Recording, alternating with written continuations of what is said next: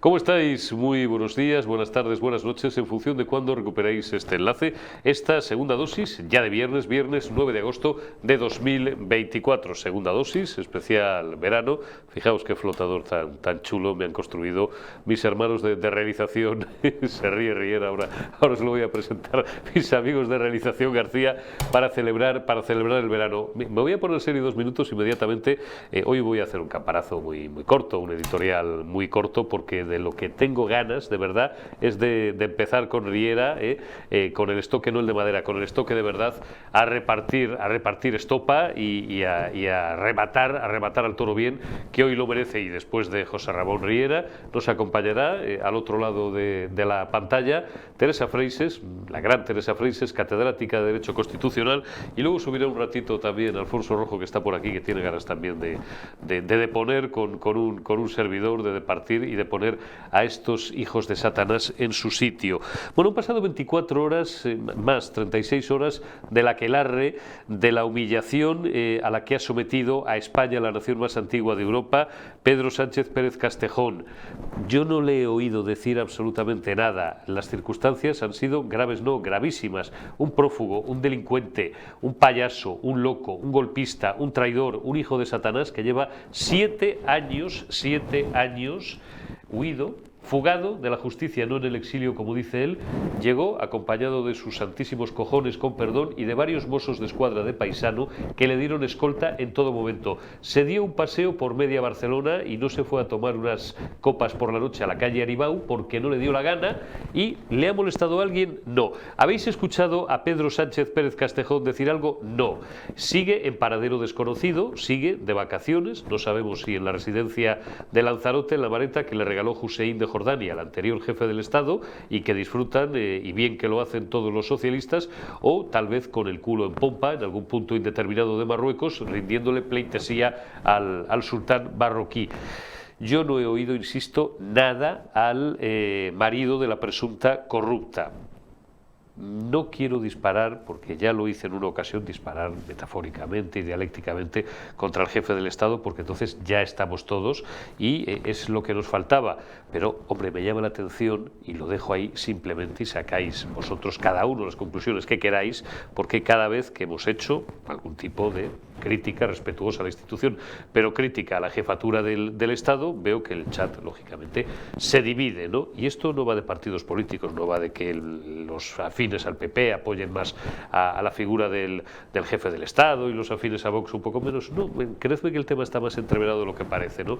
Y funciona mucho en pulsiones personales. Pero, hombre, digo que en circunstancias tan graves como las que atravesamos, no sé si las fotos de Felipe VI en París en los Juegos Olímpicos, de él y de su señora, son las más adecuadas. Pero bueno, esto es un pensamiento mío, como dicen en mi tierra, ¿no? Esto es una reflexión que yo me hago. Se ha consagrado en España una suerte de España de 2 velocidades. ¿Recordáis cuando nos íbamos a integrar en la Unión Europea y y el euro también, en el año 2000, pero mucho antes ya se empezaba a trabajar por la moneda única, ¿no? En 1992, el Tratado de Maastricht, todas estas cosas, se hablaba de una Europa de 2 velocidades. Aquí tenemos ahora una España de 2 velocidades. ¿Que cuáles son? Hombre, es muy fácil. La de quienes cumplimos la ley o se nos obliga a cumplir la ley, es decir, perdonad porque nos incluimos, la de la chusma, la de los que tenemos que pagar hasta la última multa, la de los que tenemos que pagar impuestos, la de los que, si nos encuentra Hacienda, los señores de Guzmán el Bueno, un abrazo, un descuadre de 250 euros en una factura, nos llaman o nos amenazan con una inspección, o recibimos una carta, no, te envían 20 cartas, por si en un par de ellas no estás en casa, no tengas excusa, y si no, da igual, porque la ley dice que te lo publican en el boletín de la provincia o de la comunidad autónoma y se acabó la presente historia. La de los que tenemos, hombre, que procurar no tener ninguna pendencia por la cual vernos en 48 horas ante un juez. La de los que tenemos que justificar todos y cada uno de nuestros pasos. La España, y no es menor, o en otros países del mundo, de los que sufrimos un secuestro ilegal durante 2 meses y medio y salían a aplaudir como focas a las 8 de la tarde. No a los sanitarios, al gobierno. Aplaudir además tipo María Jesús Montero, así, que no he visto nunca a nadie aplaudir de tal manera, así, como María Jesús Montero. Esa es la España de los gilipollas que tenemos que cumplir la ley. Luego está la España de los jetas, de los listos, de los sinvergüenzas, la España de los cónyuges, sin entrar en detalles, que tienen montadas oficinas de intereses en centros oficiales, la España de músicos mediocres a los que no conocen ni Dios Padre y que tienen casa en la Rusia de todas las Rusias, que esto es de hace muy pocas horas. Claro, ante el clamor ya hay personas, y ante los requerimientos judiciales en ese negociado al que me acabo de referir, el negociado de Hacienda, que han emitido un informe en el que no ven nada raro que un tipo que obtiene no la parte principal, la totalidad de sus ingresos de una institución pública española, como es la Diputación Provincial de Badajoz en este caso, sea residente fiscal en otro país. Es más que residente fiscal, no se tenga, con perdón, ni puta idea de dónde vive. Si vive en Portugal, si vive en Tailandia, ahora no sé qué he oído de la japonesa también, un abrazo a la ciudadana nipona, que debe de ser su compañera sentimental, que habría sido también obsequiada con algún tipo de regalía. Este país es un maldito cachondeo. Y el presidente de la Generalitat en el exilio, el payaso, el fragonet, paseándose ayer por media Barcelona, retransmitiendo además, oye, que voy a estar a las 9 de la mañana en tal sitio, por si me queréis detener. Y claro que había mozos.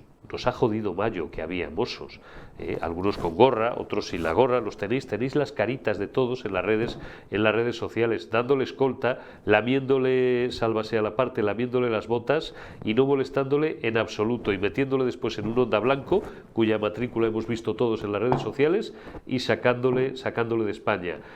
Cuando estoy grabando esto unas horas antes de que lo veáis, no se ha producido todavía, por tanto no quiero adelantar nada, pero hay una rueda de prensa del portavoz de un sindicato, del principal sindicato de los Mossos de Escuadra, que esta mañana, pues como monja compungida, hacía declaraciones en distintas radios diciendo que estaban muy avergonzados, que estaban muy abochornados, que ellos son un cuerpo policial de élite, que se juegan la vida, que se juegan el tipo, que no sabían qué órdenes había, que no se lo explican, que no os lo explicáis. Claro, le echan la culpa, y en buena parte con razón, a unos mandos muy politizados. Me da igual cualquier funcionario público, y más un funcionario público que tenga constancia de un flagrante delito, tiene por encima de las órdenes recibidas la obligación de cumplir, valga la redundancia, con su obligación y detener a este hijo de Satanás. Y después que arrostre las consecuencias que tenga que arrostrar. Pero ¿qué coño es eso de cumplimos órdenes y no había un plan, no había unas órdenes estrictas y claras de seguridad? Me parecen excusas de mal pagador. Me parece que es un cuerpo que está trufado de independentistas, de antiespañoles y de amigos precisamente del incumplimiento de la legalidad vigente, que es la española. También para ellos, porque les guste o no, son españoles. Lo de menos es que se perpetrara ayer o se consumara la investidura de Salvador Illa. Lo demás es que se ha consumado la farsa, la payasada de constatar que el tío que manda en España se llama Carles Puigdemont, que se puede pasar la ley por el forro de sus caprichos, mientras el resto del respetable, como dice el gran Eduardo García Serrano, el español medio, el percebe de sofá, porque tampoco veo masas protestando en la calle, calla, vota, paga y traga. Don José Ramón Riera, un gusto verte. Y ahora, a partir de ahora, si no te importa, David Sánchez Pérez Castejón, también. Porque así estaremos en el sector de pagar impuestos. El sector de pagar impuestos. Oye, hoy hemos estado charlando un rato antes de comenzar a grabar, Riera y yo, y estábamos los dos un poquito irritados en general con todo lo que está pasando y que os describimos cada día, y en particular, bueno, pues con la cosa fiscal, por ejemplo, ¿no? Y es un poco lo que estaba yo condensando, Riera, en el editorial, que intento que no fuera muy largo, al final siempre me enrollo, perdonad. Es decir, estamos obligados a cumplir la ley, no siendo la menor de esas obligaciones de cumplir la ley, pues las que marca la Ley General Tributaria, cuando vemos que hay fulanos que no tributan, que no se sabe muy bien dónde residen fiscalmente, que hay tipas presuntas corruptas que montan oficinas de intereses en dependencias oficiales que exigen coimas, sabéis lo que es una coima, ¿verdad?, mordidas a responsables de instituciones públicas para hacer negocios privados, y por ser vos quien sois bondad infinita, joder, hombre, sí, se instruyen al final judicialmente casos contra ella, pero hay que ver, o contra ellos, pero hay que ver, les cuesta a los 4 jueces libres que quedan uñas y garabatos. Sí, vamos a ver, a mí me gustaría... Por partes. Exacto, como dijo Jack el Destripador, vamos a ir por partes. Lo primero de todo, lo que quiero decir es que estamos en un país de corruptos. Este es un país corrupto, con un presidente del gobierno corrupto, con un gobierno corrupto. Es decir, con todas las instituciones alrededor del Estado corruptas.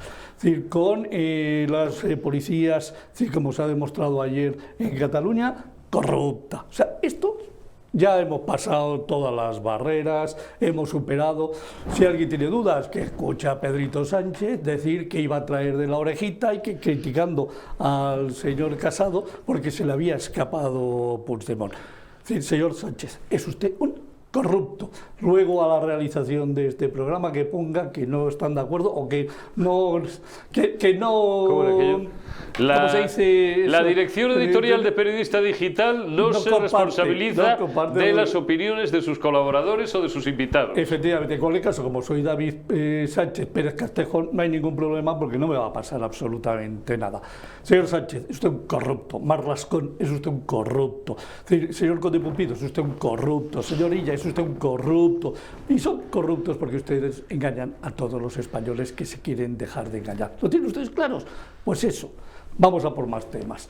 Dígame. Aquí trabajamos en este país para pagar la corrupción. Trabajamos 8 meses para el Estado. Exacto. Para pagar no para el Estado, no para los servicios públicos, para pagar la corrupción. Para pagar la corrupción. Es que esto hay que empezar a repetirlo permanentemente. Claro. Si hasta el 31 de julio estábamos trabajando todos los días que trabajamos en el año, todos los que cotizamos, absolutamente todos, para pagar la corrupción de este país.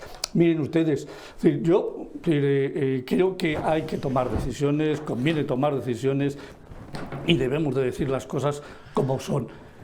O nos ponemos todos en una huelga general, al menos los 11 millones de habitantes que votamos a la derecha, y nos manifestamos de forma permanente hasta hacer caer este gobierno. ¿Sabe lo que va a pasar? Miren ustedes, se lo voy a contar en román paladino para que ustedes lo entiendan bien. Está todo pactado, absolutamente todo pactado. Va a haber presupuestos generales. Al haber presupuestos generales, Pedro Sánchez podrá mentir, es decir, seguirá corrompiendo a la Unión Europea.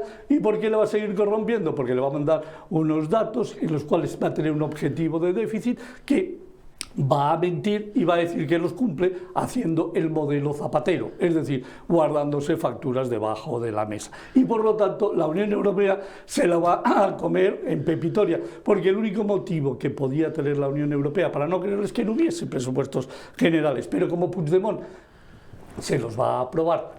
¿Para qué? Para tener un referéndum en Cataluña. Aquí está todo pactado. O sea, la corrupción está organizada y pactada hasta para que Cataluña tenga perfectamente su referéndum cuando le interese de la independencia. Y por lo tanto, aprobar los presupuestos del 25 hasta el 26 puede seguir avanzándose con los presupuestos sin ningún tipo de problema. En el 27 habría que convocar elecciones generales. Bueno, ya veremos, porque aquí hay que tener una cosa muy clara. Pedro Sánchez, que es un corrupto, y si me quieres venir a buscar, no te preocupes, que sabes dónde tienes mi DNI, te espero en mi casita. ¿Tienes un DNI o tienes dos?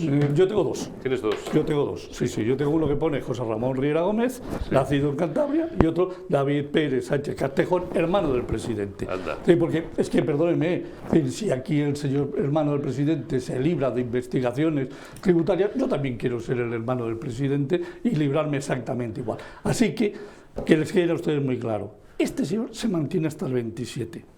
Pero es más, ya veremos lo que hace en el 27, que a lo mejor hace alguna otra cosita para seguir avanzando en la legislatura sin necesidad de convocar elecciones, y no soy el único que lo piensa. Hay muchos más que también están de acuerdo conmigo y que ya lo están empezando a manifestar. Este es tan corrupto que no tiene ningún problema.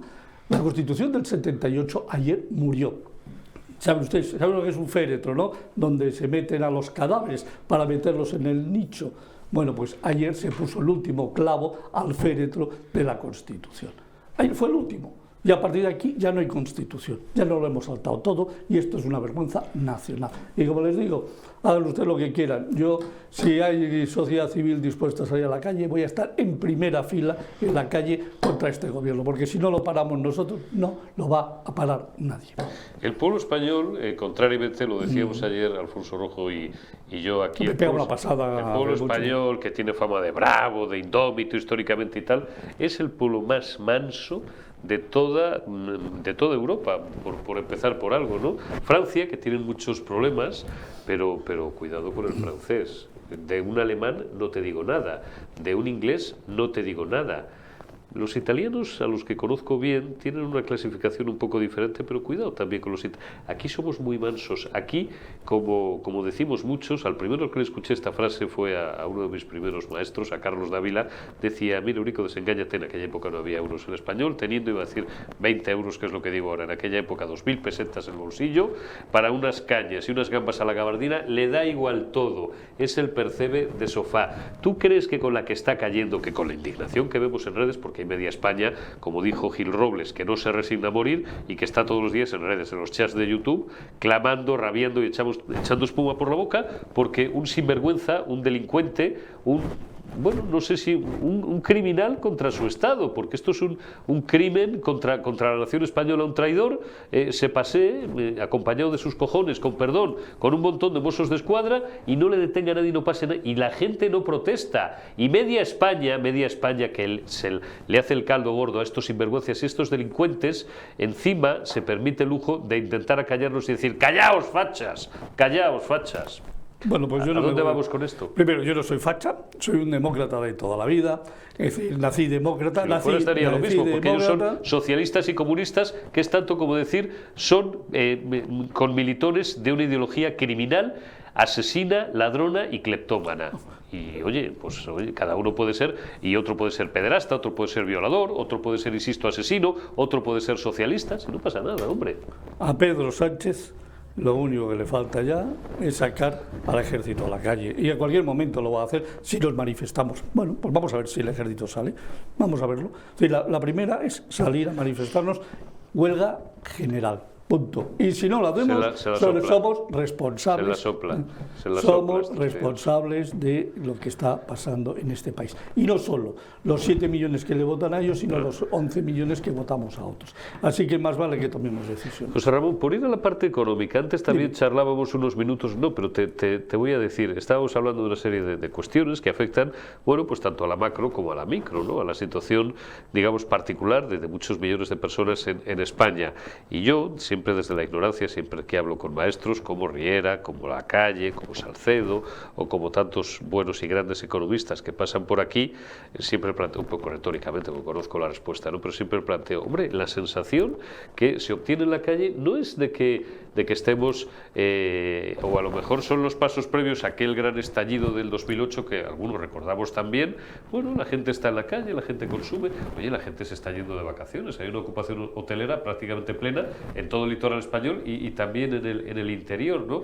Pero sin embargo, las cosas como son, las cifras de empleo están manipuladas, hay casi 1 millón más de parados de los que se reconoce oficialmente, la deuda y el déficit, tú todos los días en tu canal, y podéis ver también las entradas en Periodista Digital, si el gobierno lo permite, haces todos los días una exégesis en 3 o 4 vídeos magistrales y muy trabajados, que es, si alguno os lo perdéis, tenéis que verlos todos, con los datos reales de deuda, con los datos reales de déficit, es decir, las cifras son malas, no son muy malas, pero ahí en la calle la sensación es otra, Riera. ¿Por qué? Vamos a ver, yo creo que hay que diferenciar en muchos de los aspectos. Lo primero, tú has dicho una cosa, que el español, si en estos momentos es capaz de cualquier cosa, incluso de pedir préstamos para irse de vacaciones.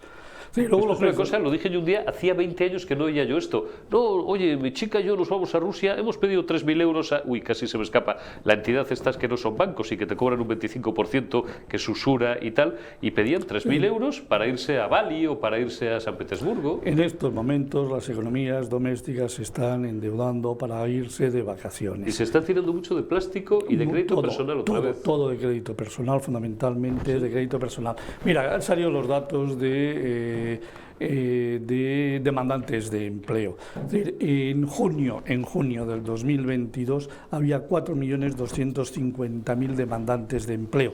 Unos estaban en paro y otros les llaman ocupados, es decir, y les llaman ocupados a los fijos de continuo, les llaman ocupados a los que están en educación, en formación, y les llaman ocupados a aquellos que ponen restricciones para emplearse. Bueno, 4.250.000. Los de julio del 2024, 4.307.000.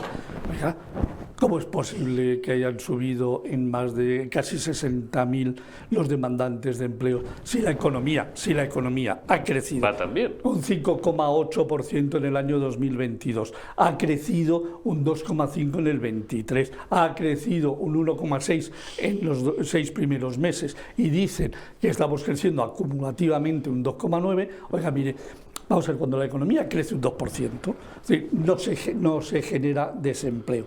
Cuando crece un 3%, y llevamos más de un 3%, según el Instituto Nacional de Estadística, se crean masivamente puestos de trabajo. Me lo expliquen porque yo me pierdo. O no crecemos un 5,8, un 2,5 y un 2,9, o no hay 4.307.000 demandantes de empleo. Entonces, ¿dónde estamos? O sea, ¿por qué? O sea, el gran problema que tenemos en estos momentos es que todas las estadísticas son falsas. O sea, aquí la teoría de Tezanos se ha aplicado a toda la economía. Es decir, ¿qué hace? Bueno, cocino datos, es decir, monto de tal manera que no se pueda saber nunca la verdad, solo se sabe parcialmente. Con lo cual no sabemos las encuestas de Tezanos cuál es la verdad, no sabemos los resultados del paro, cuáles son los datos exactos de paro, no sabemos los datos exactos del PIB del Instituto Nacional de Estadística. Aquí está todo cocinado. Entonces, claro, ante eso la sensación es, no, hombre, no, los medios de comunicación del gobierno, no, hombre, no, son las grandes vendedores de buenas noticias. Entonces, el problema es que la gente se lo termina creyendo. Hay parte de la gente no, que perdóname, y si no, explícame cómo es posible que le sigan votando a este tipo. Por odio y por sectarismo, y porque votan contra la derecha, contra los fascistas. Y porque se creen en los mensajes. Sí, porque el gran mensaje es, vóteme usted a mí porque es mejor que... Mire, o sea, yo le miento a usted. Pero verás, esto es, paréntesis pequeño, encuestador, que no tiene por qué ser el de Tezanos, puede ser uno cualquiera. Oiga, su percepción, esto lo hemos contado a veces, casi ya resulta tópico, pues recurrimos a ello, pero es real, por lo visto, dicen los que saben de esto. Su valoración general de la situación económica, no, es buena, no, las cosas no van mal y tal. Oiga, ¿y usted cómo está? Bueno, regular, ando apretado. Ya está. Eso es así. Ya está. ¿Cómo se explica eso? No, vamos a ver, porque el run, todo lo que te dicen, todo lo que escuchas de todos los medios, de los grandes medios de comunicación de este país, es... Vamos muy bien, vamos como un cohete, fíjate cómo estamos creciendo, claro. Vamos con no sé qué, el paro, la afiliación a la Seguridad Social, perdóneme usted, le doy otro dato. Afiliación a la Seguridad Social, 21.400.000 afiliados a la Seguridad Social en el mes de julio, ¿vale? ¿Sabe lo que nos dice el INE? El INE, que no dice ya últimamente ni una verdad. El INE nos dice que el número de empleados del segundo trimestre medio del segundo trimestre ha sido de 20.100.000. ¿Me lo apliquen? 20.100.000, 21.300. Explícame en virtud de qué criterio no contable sino estadístico en este caso se permite o es ortodoxo el considerar como afiliaciones distintas a la Seguridad Social el mismo pollo, es decir, un servidor o usted si fuera autónomo, el otro, que ha acumulado altas y bajas en número de 13, por ejemplo, en un mes. Pues se cuenta 13. Y son 13 afiliaciones. Son 13 afiliaciones. Pero bueno, eso no es ni bueno ni malo, eso es mentira. Claro. Vamos a ver, la afiliación es el número de seguridad social. O sea, si yo tengo un número de seguridad social, sí, ¿no? Y tú también. Sí. Entonces, si yo me doy de alta... Bueno, el hermano de su hermano, como ya sabemos que tiene 2 DNIs, a lo mejor tiene varios también. Bueno, yo también puedo tener 2. Sí. Menudo lío, te voy a contar, perdonad, es que hace 25 años por un error informático no existía, en fin, había menos adelantos, como dicen en mi tierra, que ahora, pues a mí me expidieron en San Sebastián de los Reyes, en la primera tarjeta o la segunda, ya no recuerdo bien cómo fue la historia, pero bueno, imagínense que el número de la Seguridad Social, que es un número larguísimo, tiene muchos dígitos, se comieron uno. Y yo estuve durante años con 2 números de la Seguridad Social distintos. Y sí, el número de la Seguridad Social, evidentemente...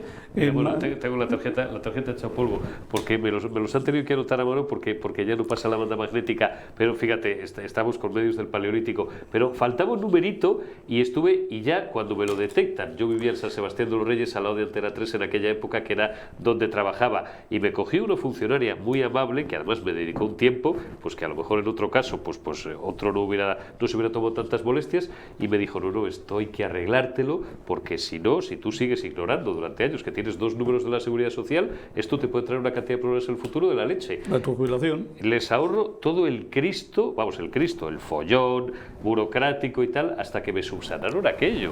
Esto es la primera vez que te dan de alta en la Seguridad Social y que tienes un puesto de trabajo. Ya lo tienes para siempre. Ya tienes para siempre. Sí, y por claro. lo tanto, si tú eres un parado discontinuo, porque me niego a hablar de fijos discontinuos, porque lo que son parados, que trabajan de vez en cuando, pero están más tiempo parados que trabajando. Bien, tú tienes esto y en un mes trabajar 3 días, te das de baja, trabajas 7 días, te das de baja y trabajas 5 días. Te han dado de alta 3 veces en la Seguridad Social, pero con un solo número. No, pero ellos cuentan las 3 veces.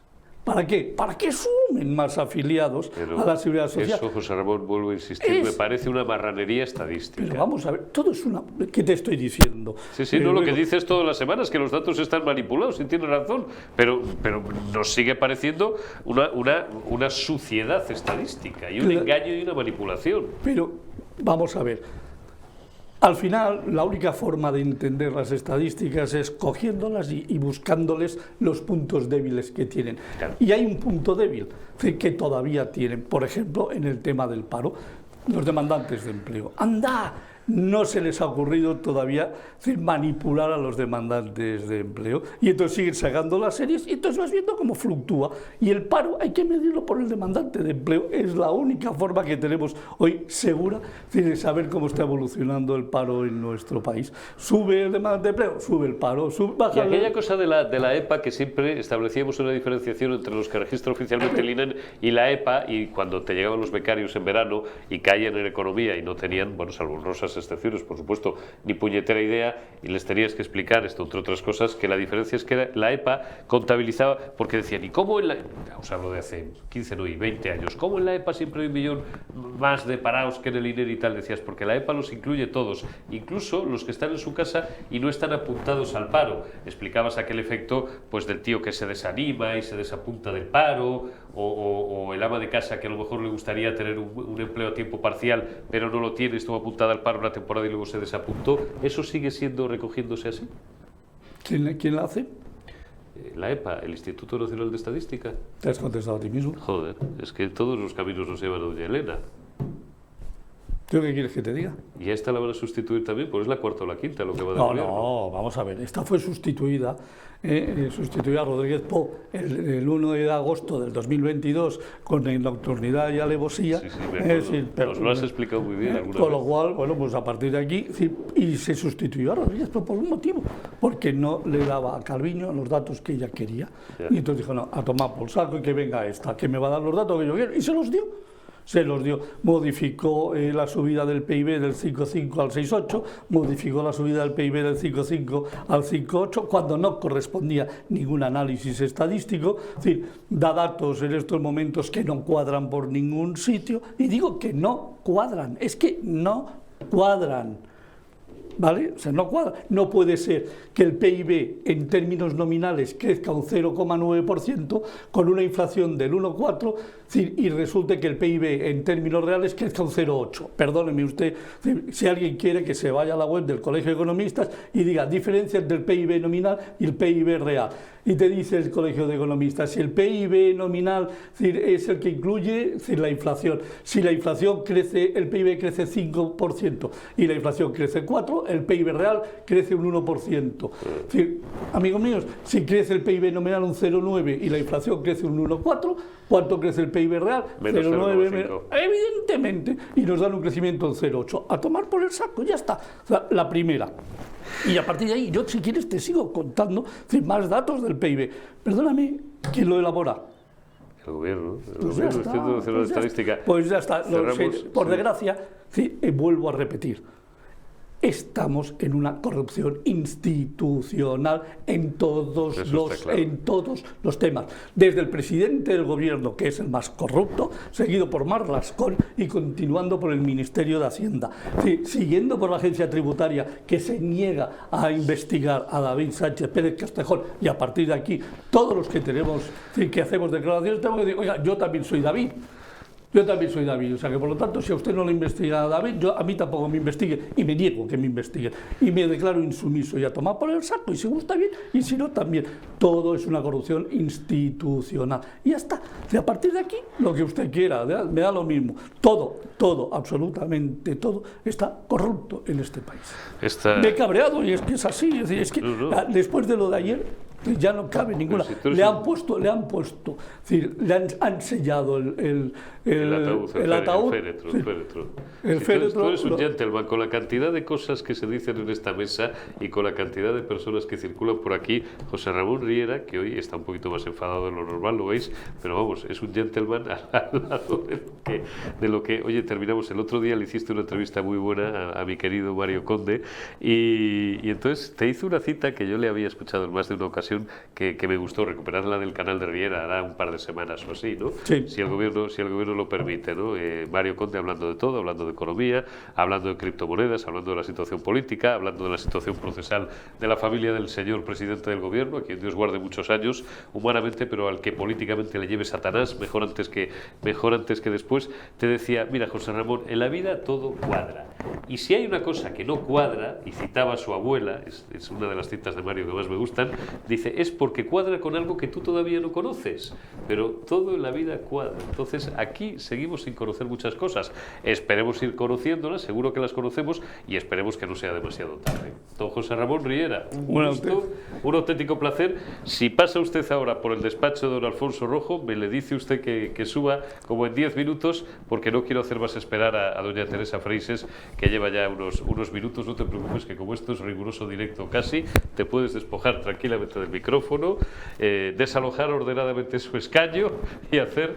Muchas gracias. Nos vemos el próximo día. Nos vemos el próximo día, José Ramón Riera.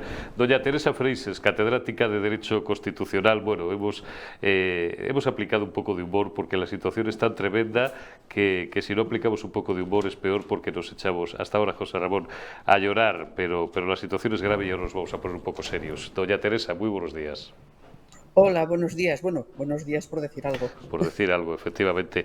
Bueno, yo estábamos hablando ahora con el doctor Riera, básicamente de economía, pero también de política. Al final, yo he arrancado el programa con un editorial en el que me duelo, y no es la primera vez que lo hago, de que hemos construido una España, y usted, que es catedrática de Derecho Constitucional, amante del derecho por encima de todo, una mujer de leyes, coincidirá conmigo. Para mí esto no es que sea un aspecto, es que es el aspecto, es nuclear. Hemos construido una España en la que hay un grupo de personas que cumplen o que cumplimos la ley básicamente porque estamos obligados a cumplirla, porque si no, lógicamente, existen los mecanismos coercitivos, digamos, pues para que todos hagamos lo que tenemos que hacer para que el cuerpo social funcione, y hay otro grupo pequeño de privilegiados, una casta, que no cumplen la ley, no cumplen, según parece, con sus obligaciones fiscales, han ejercido, según parece, presuntamente, comportamientos irregulares, cuando no presuntamente corruptos, en el entorno de las más altas instancias del Estado. Hay un tipo, que es a lo que vamos, que es lo de ayer, la humillación, ya la postración definitiva de España como nación,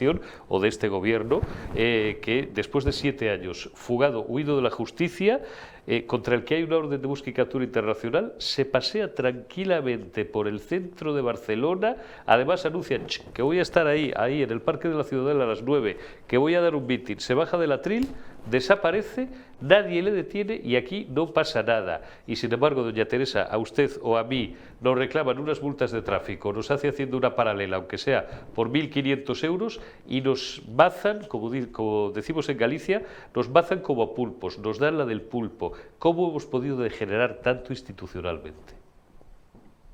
Bueno, esto es una degradación que se ha venido fraguando desde hace unos cuantos años, ¿eh?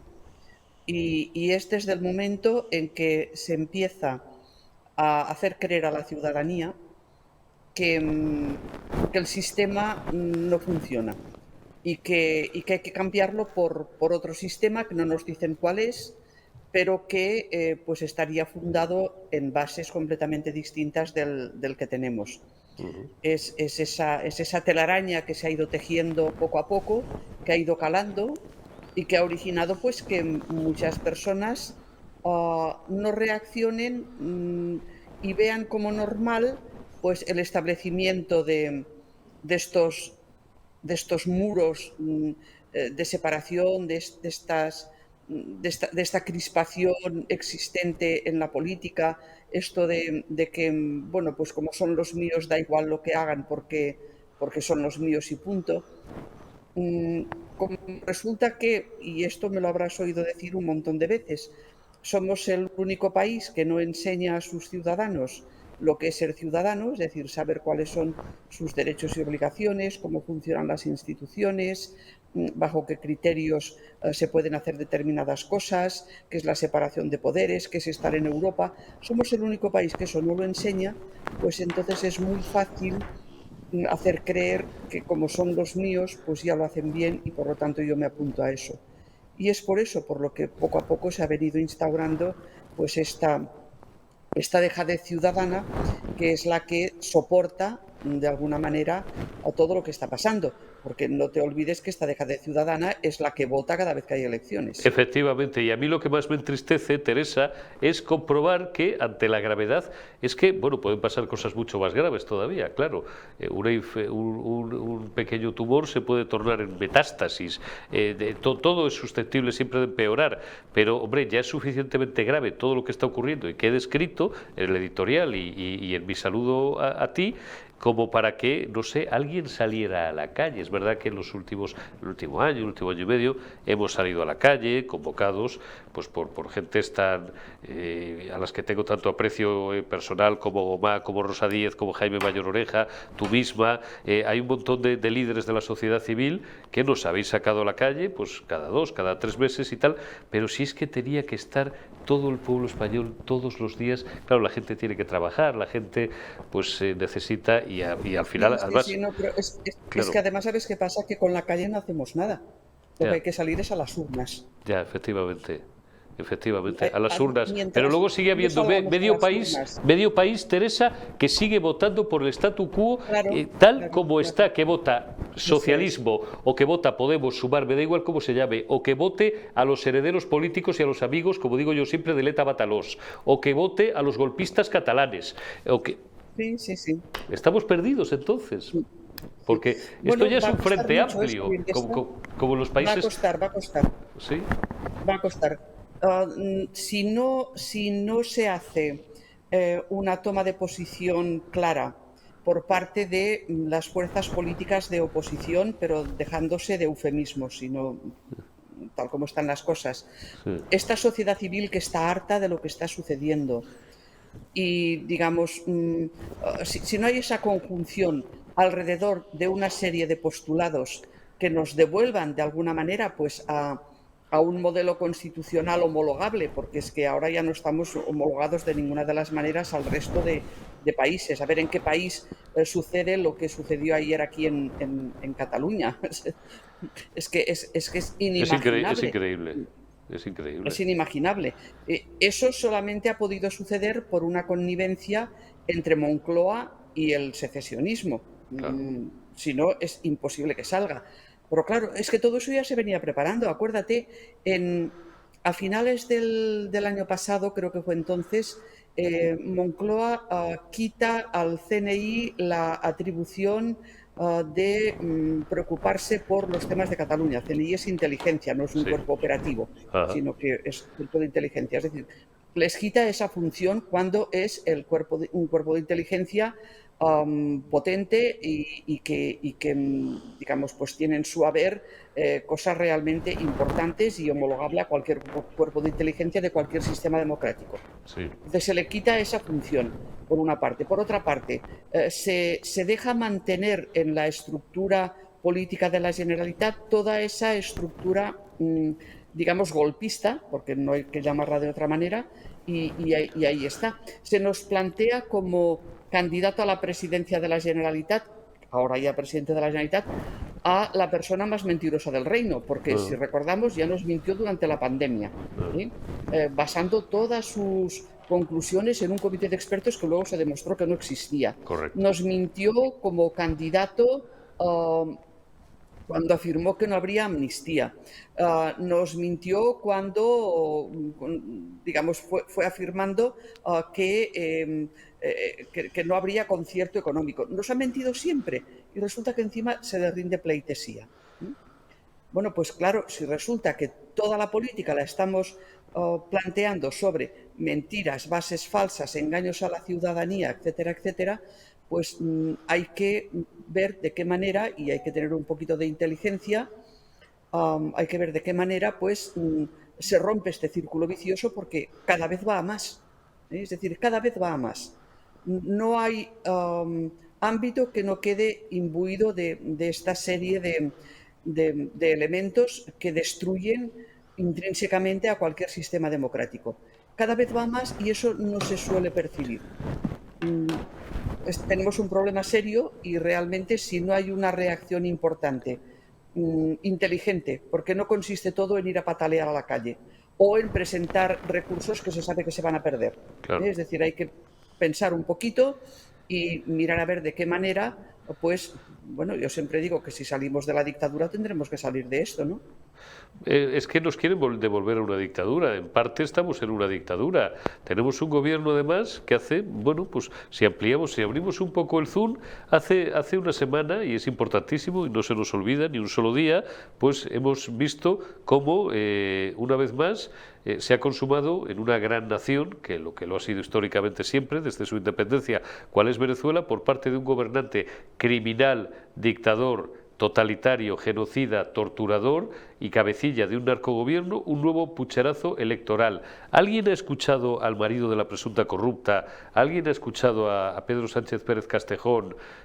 Algo más allá de la lectura de un tibio comunicado consensuado por buena parte de los países de la Unión, Francia, Alemania, Italia, Polonia, Gran Bretaña y Portugal, y España también, llamando prácticamente casi al entendimiento entre las dos partes en el conflicto, como si la oposición venezolana fuera equiparable a tal. ¿Cómo queremos que diga algo el gobierno actual? Claro. Si el antiguo presidente del gobierno de ese mismo partido es uno de los artífices de lo que está pasando allí. Claro. Y evidentemente, pues eso tiene su importancia, su influencia y sus condicionantes, porque no es lo mismo que en Venezuela esté pasando esto con la connivencia de un antiguo presidente del gobierno español, que no si este personaje no estuviera haciendo este tipo de cosas por ahí. Y vaya usted a saber en el fondo qué es lo que está haciendo de verdad, porque no tenemos ni idea. Y eso nos está situando en una posición internacional realmente muy complicada, porque nos está interfiriendo en las relaciones con la Unión Europea y nos está interfiriendo también en las relaciones con muchos otros países democráticos. No es de recibo que el señor Zapatero esté haciendo estas cosas en Venezuela. Pero claro, recordemos ya lo que hizo en España. Claro. Es decir, todo el problema de decadencia de este sistema democrático parte de 2004 nace en 2004. Eso es. Nace en 2004. En 2004. Y a partir de ahí, pues, claro, no se ha podido remontar. Asistimos a una indisimulada, por lo demás, pulsión de afrontar un cambio de régimen. Hicimos una transición. Bueno, yo, en fin, teníamos muy poca edad, muy pocos años, pero mis padres, nuestros padres, pues, digamos, yo soy tú eres bastante mayorcita. Hija de la transición, por tanto, hicisteis una transición. La viví muy Vivisteis la transición. Se hizo no tabula rasa, pero digamos, perdónenme por no me gusta nada la expresión, pero como si se hubiera reseteado todo, ¿no? Venga, vamos a empezar a hablar. Y sí hemos tenido desde muy jovencitos oportunidad de conocer, yo aquí cito muchas veces a Manuel Fraga, a Carrillo no le conocí porque todavía no ejercía como periodista, pero he conocido a algunas otras personas, a algunos exministros de Adolfo Suárez y alguno incluso del régimen anterior, por razones familiares que te lo explicaban muy bien, ¿no? Y te decían, venga, tal. Y entonces, vale. Y en 2004 llega un tipo al poder en virtud de un atentado criminal aún no esclarecido que asesina a 192 españoles y vuelve a plantear indisimuladamente que nada de lo que ha hecho ya vale y que hay otra vez que cambiar el régimen. ¿Para qué? Para volver a la única legalidad que a estos tipos les interesa, que es la de la Segunda República Española. Se habla de nacionalidades históricas, hombre, históricas desde el punto de vista de la Constitución de 1931, porque depende a dónde se remonte usted, pues histórica puede ser Castilla. Yo soy castellano, además, viejo de lo más profundo. Aragón es una comunidad histórica, no, resulta que son Cataluña, el País Vasco y Galicia. Hubo un poco de lío con Andalucía, pero nada más, porque son las que recoge la Constitución de 1931, y a partir de ahí todo lo demás, con el sueño húmedo y disimulado de ir a una tercera república y, por supuesto, asfaltarle al jefe del Estado la cartera de Cartagena y volver a echarle, bueno, a este no le echaron, este se fue él, ¿no? Como se hizo con su bisabuelo, y eso es en lo que estamos. Sí, francamente sí. Pero además es indisimulado, ¿eh? Es indisimulado porque los teóricos en los que, bueno, pretendidos teóricos en los que se basan, lo dicen claramente. Claro. Y por lo tanto, a ver, recordemos las bases sobre las que se sienta el primer gobierno de Pedro Sánchez. ¿Qué alianzas se hicieron y qué es lo que se pretendía? Todas las negociaciones previas, y todavía ahora, es decir, no se ha asumido aquí en este país lo que es ser demócrata. No se ha asumido porque no se ha enseñado tampoco a la ciudadanía que es una democracia. Claro. Y no se les ha enseñado que en una democracia no basta con tener una mayoría numérica exigua para poder tomar decisiones que afectan a todos, y sobre todo cuando se trata de grandes decisiones. Eso no es ser demócrata, eso es la peor versión de Smith, aquel que favoreció con toda su teoría de la democracia numérica. Y de las leyes habilitantes, muy admirado, por cierto, por Pablo Iglesias. ¿Te acuerdas? Pablo Iglesias, vamos, era su héroe. Sí. La ascensión del nacionalsocialismo en Alemania, a través de la legalidad, además. Es decir, porque no fue a través de un golpe de Estado, sino que fue a través de retorcer la Constitución de Weimar, de dejarla inaplicable, de irla sustituyendo progresivamente por esa legislación adaptada a los criterios que ellos querían establecer, y pues bueno, pues caló, eso caló. La sociedad alemana no fue capaz de reaccionar. Y este es el problema que tenemos, que aquí se está utilizando esa técnica. Ya se utilizó también en Cataluña en el 2017, ¿eh? Es decir, eso fue un experimento. No sé si Assange tenía razón ahí cuando dijo que Cataluña sería el experimento para cambiar las cosas en Europa. No sé si ya fue con esa intención o no. Él lo dejó caer y digamos, es una persona suficientemente introducida en esos círculos de cambios dentro de los países, como para pues tener algún tipo de información o conocimiento sobre ello. Eso se intenta ya en Cataluña a través de la legislación del año 17 es pura legislación habilitante, no es otra cosa. Y lo que se va introduciendo ahí pues son esas tácticas de retorcimiento de la legalidad y de anestesiar a la ciudadanía.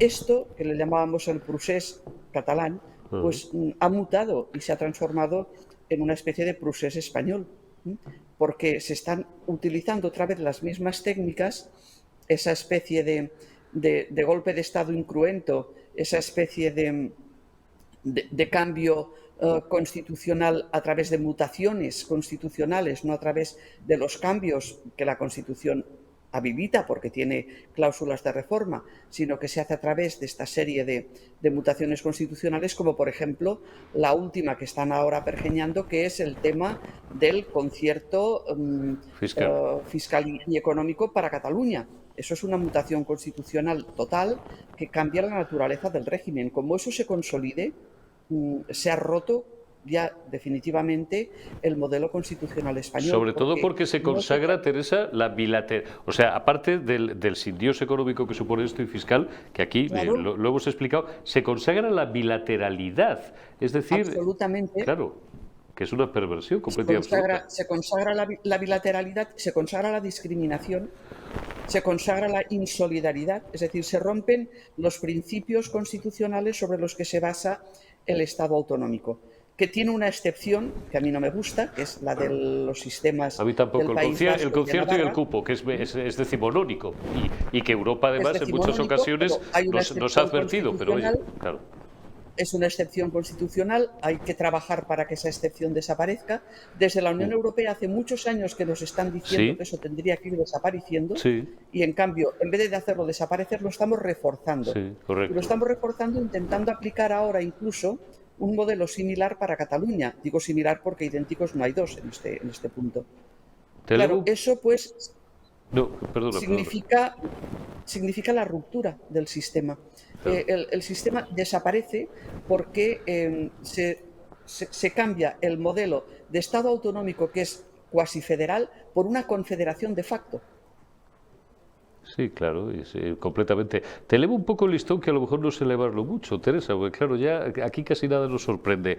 El próximo paso, no hipotético, sino dolorosamente y terriblemente verosímil, voy a dejarlo en verosímil cuando menos, podría ser, pues no sé, como tú dices, un golpe incruento, cambiar las instituciones desde dentro, no sé, transformar el Congreso de los Diputados en una asamblea constituyente, un suponer, y de ahí a no volver a convocar elecciones libres no hay más que un paso. O me he vuelto loco de repente, me ha sentado mal la sacarina, Vamos a ver, la sacarina del café.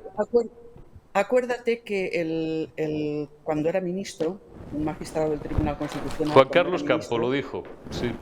Ya lo dijo. Sí. Dijo, estamos en una Claro. fase constituyente. Sí, ¿no? sí, en un cambio de ¿Se le régimen. escapó? Sí, sí. ¿Se le O no. escapó? ¿O es que realmente, digamos, no sé, es una cosa que solo él se creía? ¿Es algo que se había tratado en Consejo de Ministros y por lo tanto, por eso lo tenía tan interiorizado? No sabemos exactamente qué es lo que pasa, porque, no sé, hoy mismo alguien me decía, es que no hay gobierno en España. Digo, sí, hay gobierno, pero es un gobierno oculto. Es un gobierno que no gobierna desde las instituciones, sino que gobierna desde muchos otros ámbitos Ya. opacos, y que a partir de ahí pues va decidiendo las cosas, porque mayor opacidad que la de que no haya chistado nadie, absolutamente nadie del gobierno, cuando están todo el tiempo llenándonos a declaraciones de lo más absurdas y repetitivas, y nadie ha chistado por el esperpento de ayer en Barcelona, la verdad, dices, Es increíble. no es que no estén, es que no quieren estar, y que realmente lo que está sucediendo es que se están tomando decisiones en esos ámbitos opacos, en mesas de negociación, en reuniones que no sabemos ni quién está ni con qué tipo de criterio deciden.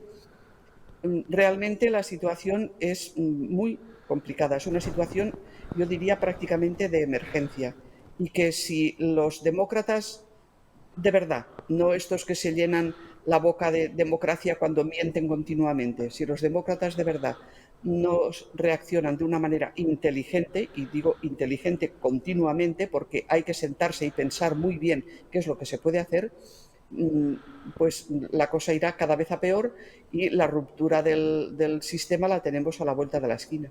Un aspecto que toco mucho con Judith Zulueta, y te voy despidiendo, Teresa, no quiero abusar más de tus minutos y más en tiempo familiar y en tiempo vacacional, pero hablamos del silencio y de la mansedumbre de la sociedad civil, del cuerpo de infantería, ¿no? Del español de infantería. Somos un país de 48 millones de personas, y no sé si se destaca lo suficiente. Judith Zulueta tiene un libro interesantísimo acerca de esto, el silencio de las élites.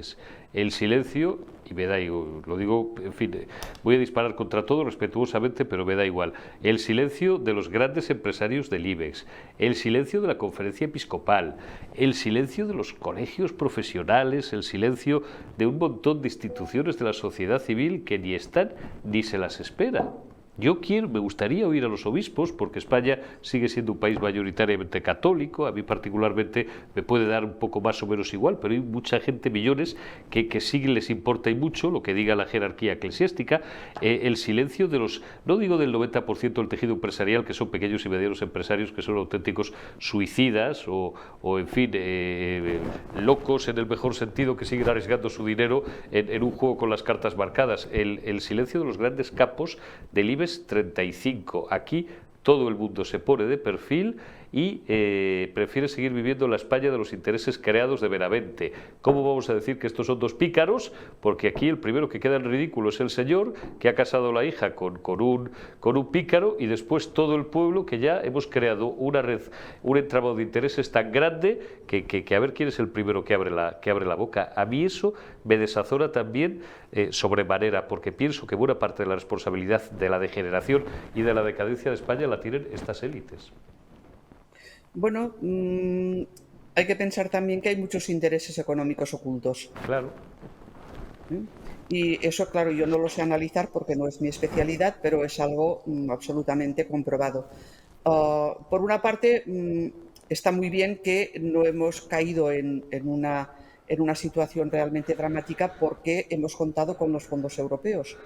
Pero estos fondos europeos, que por otra parte sabemos que están mal administrados, que hay un 20% que no se han adjudicado y que por lo tanto, digamos, los estamos perdiendo, que eso significa que hay una inutilidad en el sistema de distribución y de control que se ha establecido, y eso desde la Comisión Europea se ha denunciado un montón de veces. Esos fondos europeos han permitido la supervivencia económica de este régimen. Claro, yo no sé esto hasta qué punto va a poder permitir que esto continúe sucediendo así. Pero sí que es cierto que hay una dejadez por parte de esa sociedad civil, que no es únicamente las asociaciones u ONGs, porque a veces se les confunde, sino que también comprende esos grandes cuerpos. Tengamos en cuenta también que grandes cuerpos funcionariales se han pronunciado en contra de todo esto que está sucediendo. Pero claro, pronunciarse en contra cuando no se dispone de los resortes de poder necesarios para poder incidir realmente en las cosas, es realmente muy difícil. Y eso ahí también hay que tenerlo en cuenta, porque se oyen muchas voces con la crítica, bueno, ¿y la oposición qué hace? Claro, podemos preguntarnos, ¿la oposición qué hace? Pero es que esa oposición no tiene poder. No lo tiene, es un poder limitado. Tiene poder autonómico en determinados ámbitos, en determinados lugares, tiene poder municipal en algunos sitios, pero el poder realmente en cualquier país reside en sus órganos centrales. En este caso serían pues el Gobierno de España, el Congreso de los Diputados. Eso no está de ninguna de las maneras al alcance en forma operativa de la oposición, porque tal como se está gobernando, no se está gobernando para todos, sino para unos pocos, a través de ese muro que ya dijo el presidente del gobierno que iba a edificar, para que en un lado estuvieran los suyos y en el otro lado estuviéramos los otros. Teresa Freixes, bueno, ya lo decía Giulio Andreotti, el poder desgasta, claro que desgasta, sobre todo al que no lo tiene, porque carece, como bien indica Teresa Freixes, de los resortes y tiene controlados los palos, el poder establecido, digo, para que nada cambie. Teresa Freixes, catedrática de Derecho Constitucional, como siempre un lujo contar con tus análisis y con tu visión preclara y que además pues corresponde a que eres una de las mejores cabezas jurídicas de este país, ¿no? Lamentamos no poder dejar al personal con mejores perspectivas, pero es lo que hay y no sé si es lo que nos toca. Y o mucho cambia el paisaje, o me temo que lo único que nos queda todavía, como el banderillero que llegó gobernador civil, es seguir degenerando. No sé, a menos que pase algo, Teresa. No sé muy bien qué es lo que puede pasar. A ver si el paisanaje se empieza a mover.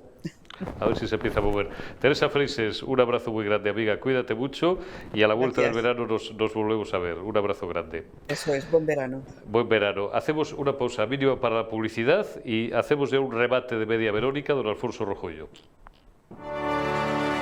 Pito, pito, gorgorito, ¿dónde vas tú tan bonito? Donde quiero, como quiera, siempre vuelo a mi manera. Por América y Europa, ida y vuelta, viento en popa. Tú decides, yo decido, y ahora voy a ver qué pido. Sea en business o en turista, ceno como un artista. Es la era placentera, pim, pam, pum, vuela. Así de fácil es decidir todo cuando vuelas con Air Europa, en la flota más moderna y sostenible. Air Europa, tú decides. Estamos ya, casi nos pilláis. Esto de los micrófonos abiertos, joder, que le ha traído algún dolor de cabeza. Don Alfonso Rojo, muy buena, se le saluda. Al patrón siempre hay que saludarle con una devoción especial. Lo de los micrófonos abiertos, pues no sé, Esperanza Aguirre, tantos y tantos, ¿no? Que digo que casi nos pillan hablando. Bueno, y si nos escuchan, nos hundimos para siempre. Si nos escuchan, nos hundimos para siempre. Alfonso, ¿y ahora qué? Bueno, he estado escuchando a todos los que han estado antes. Sí. Claro, el panorama es muy pesimista. Yo creo que hay motivos, tú lo has dicho. Y tú has rematado la última entrevista haciendo que casi pidiendo perdón a nuestros espectadores por el panorama tan desolador que les dejamos, pero es que no es para menos. Y yo sí me gustaría ahondar un poco en lo que tú has dicho, la nula reacción de la sociedad civil, de las instituciones y de los supuestas élites españolas. A mí es lo que más me llama la atención. ¿Dónde están? No, es que los obispos, los empresarios, no sé. Es decir, podríamos hacer varias interpretaciones. Una es que no tenemos élites. Quizás España, una de las grandes carencias que tiene es la carencia de élites. Es decir, bueno, pues uno de los defectos es ¿dónde están? Habría que meter más. El ejército, que no puede pronunciarse, pero hay muchos. Pero echa un poquito la vista atrás. Se nos ha olvidado ya Barbate. ¿Te acuerdas en Barbate? Sí. En Barbate, por una orden... Acaba de hacer un año. Bueno, en Barbate, por una orden estúpida, mal llevada, escasa planificación, desidia, incompetencia e inoperancia del Ministerio del Interior, se manda a la muerte a unos guardias civiles. Así es. Y dices tú, bueno, el que esté en activo en el cuerpo a lo mejor no puede ni respirar. Pero oye, y todos esos que están fuera, que están en la reserva, que tienen puestos importantes, los sindicatos próximos a la Guardia Civil, ¿por qué un año después de que se mandase a la muerte a ser convertidos en cecina porque los trituró la lancha, no hay ninguna responsabilidad? Terminarán colocando a un sargento, terminarán quitándole los galones a un teniente, pero los verdaderos responsables, ¿dónde están? Por ponerte un ejemplo. Sí. Pero pasa igual con absolutamente todo. Tuvimos el paripé, el circo de Puigdemont. Dices, oye, el gobierno silente, porque le funciona esa táctica. El gobierno silente no existe. Pero a nosotros nos corresponde pedir responsabilidades. Y lo hacemos todos los días. Lo más que lo decía Teresa Freixes, poco más podemos hacer. Pero yo, por ejemplo, yo en lo de... Nos duele la boca todos los días, a ti, a mí, a un montón de periodistas, a un ramillete de periodistas libres. Yo leía hoy, decía, hay malestar en el cuerpo de mozos ante el desprestigio, pero ¿qué más? Yo he oído esta mañana a un sindicalista, claro, ¿pero qué? Como si acabara de llegar como Pilatos al credo. No sabemos, no tenemos información, no había órdenes claras. Oiga, váyanse ustedes a tal. Es decir, se ve la carita de dos mozos al menos en redes sociales, que además han ampliado el foco, con gorra, sin gorra y tal. Son mozos de escuadra y le están escoltando. Les falta hacerle una genuflexión. Bueno, pero de los mozos lo sabíamos. Es decir, lo que no tiene sentido es llamarse ahora a la sorpresa y decir, es que fíjate lo que han hecho los mozos, porque lo hicieron cuando el referéndum inconstitucional y cuando el golpe de Estado. Entonces sí, probablemente hay un porcentaje significativo dentro de los mozos que están con las tesis de los xenófobos, de los independentistas, de los separatistas. Eso lo sabíamos. Pero ¿y la Policía Nacional? ¿Y la Guardia Civil? ¿Y el CNI? Claro. Que nos cuesta una pasta. Oye, yo me asomo, te he dicho, yo me asomo a la terraza de mi casa, los tengo debajo, sí. Aquello es una instalación, la del CNI, que tendrá muchos más locales. Tienes plantas, riegas. Claro, pero es una instalación monstruosa, tiene un helipuerto que nunca han usado, creo que es un helipuerto que construyó Bono, nunca lo han usado, que yo haya visto. Entran coches a Manta, estos días muy pocos, salen a las 3, un poco antes de las 3 para no pillar otro, salen en masa. Dice, ¿y estos que no se enteraron de las urnas, que no se enteraron dónde estaba Puigdemont? Porque dices tú, es que no sabíamos dónde estaba y de repente apareció. Es que sabían dónde estaba. Pues claro. Es que lo estaban vigilando. Que hay 3.000 y pico tíos ahí metidos. Bueno, digo, y esto, usted me dice, pocas bromas. y nadie pide una responsabilidad. Dice, la Guardia Civil. Coño, es decir, es que cualquier paisano en España roba 2 manzanas y le cae la mundial. Sí. La Policía Nacional, los que forran a palos. ¿No recuerda las imágenes hace 3 o 4 meses de cómo se divertían echándoles gas pimienta en los ojos a las chavalinas y a los chavalines que estaban en Ferraz? Sí. Esos macarras vestidos de uniforme. ¿Dónde estabais cuando teníais que haber estado ayer? Y dicen, bueno, y además hay explicaciones respecto a ayer. Puedes decir, bueno, por prudencia no se podía detenerle en el momento que está en el estrado, porque podía haberse producido un tumulto de orden público pues y heridos. No hacía falta, si es que no había ni que dejarle entrar. Yo, que no soy nadie, pero todos hablamos con gente, puse un tuit, lo vuelvo a repetir, la autocita es una horterada, puse un tuit, yo dije, lleva algunas horas, creo que dije, llevaba 2 noches pernoctando ya en Barcelona, pero si lo sabíamos, bueno, lo sabían hasta las ratas del parque, y le tienen perfectamente monitoreado o monitorizado las 24 horas del día. No había que haberle dejado traspasar la frontera. Pero coño. ¿cómo no lo van a tener? Mira, para mantener un secreto solo lo tiene que saber una persona. Cuando ya son 2 es complicado. Cuando son 3 es casi imposible. Pero es que había 50 personas en el ajo. Había mozos de escuadra, los tenían todo. Es decir, mira, es un caso de incompetencia y después de complicidad. De traición, porque lo que queda detrás... Era una coyunta organizada. Sí, es que estaba pactado. Es Está que pactado, Sánchez se va a untarse Nivea a la barriga con el marido de Begoña, con Begoña se van de vacaciones. A lo mejor están en Marrakech con el culo en popa con el sultán. Claro, con el sultán. Y entonces dices tú, pues hacen un pacto, es decir, mira, no le vamos a detener, vamos a organizarlo todo para que no pueda ser detenido, usted monta su numerito, claro, y yo sigo con mi legislatura y sigo durmiendo en la Moncloa. A mí me parece duro para España, es para planteárselo seriamente en España. Y para que nosotros, cuando llegue el momento y a estos grandes empresarios este gobierno de mierda les aplique el torniquete, tenemos que ponernos de perfil. Que se joda. Que se jodan, porque además no son, empresarios son... Estaba un rato hablando con Riera, que hoy venía especial, hemos estado hablando tú y yo antes un rato con él y tal, por circunstancias las que todos tenemos, empresariales, personales, venía especialmente cabreado, enrabitado, alterado, como nos pasa a todos. Esos son empresarios, porque son unos tíos que pagan 10, 20, 30 nóminas, tú lo sabes mejor que nadie y tal, pero estos no son ni empresarios, estos son, y esta cita como tantas se la robo a Mario Conde, son empleados distinguidos de 6 o de 7 ceros, pero son empleados, a ellos les importa una mierda, que mañana se va una gran tal al tacho o le someten a un impuesto confiscatorio, pues cogen como el croupier del casino Barren y se largan. Y además con una indemnización tipo de esas... de estas de 50 millones. De 50 millones, 60 millones. 60 millones es como se van todos, como se fueron de las cajas, como se van de las grandes empresas. Pero dices...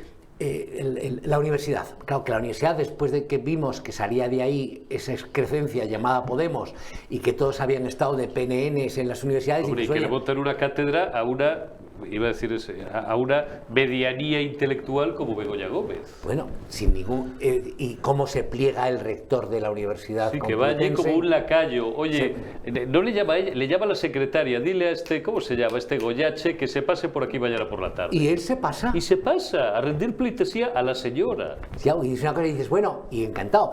Lo hemos tenido en el periodismo. Dice, oiga, por sentarse al lado de Begoña Gómez hay extraordinarios antaño directores de periódico que hacen...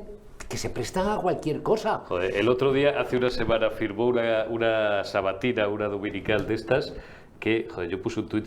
Estás hablando de Pedro J. Ramírez. De Pedro J. Ramírez, que lo borré al minuto porque dije, igual se ve, y tampoco, en fin, es cuestión de hacer más amigos de los necesarios. Como les está pasando a muchos, las ratas empiezan a abandonar el barco, hay que ver lo que decía, pero el tono, porque hay gente que de repente se cae del caballo con dignidad y dice, me habéis traicionado, no pensaba, sois unos malandrines, unos canallas, unos miserables. El tono de este era ese tono melífluo que tú conoces bien de, ¿quién iba a pensar que iba a ser capaz de esto? ¿Quién iba a pensar? Este era un poco el resumen del leitmotiv del asunto. ¿Quién iba a pensar? En fin, nosotros sabemos... ¿Quién iba a pensar? ¿Lo pensábamos todos? Sí, ¿y te has dado cuenta hace 15 días o te han ayudado, tío? Sí, porque aquí hay algunos que nos hemos dado cuenta hace años. Es cierto que lo que nos ha pasado en Barcelona este jueves, es decir, el paripé, el circo y todo esto, el ridículo del Estado español, de las fuerzas de seguridad españolas, de la policía española, de los servicios españolas, del gobierno español y de todos nosotros, porque somos parte del tinglao. Es decir, ha ocurrido en pleno mes de agosto, en mitad de la semana, y dices, pero oye, es decir, Abascal ha tenido unas declaraciones, ha tenido sus declaraciones Feijóo, ha estado muy graciosa Isabel Díaz Ayuso, que ha dicho, a mí si me dicen que ha dormido Puigdemont en la Moncloa, pues ya me lo creo. Hombre, claro, pero si es que Isabel tiene la virtualidad, la presidenta de la Comunidad de Madrid tiene la virtualidad de que dice en voz alta lo que muchos piensan. Es así. Sí, y entonces dices, pero bueno, ahora nosotros tenemos ya que irnos preparando para lo que nos va a venir.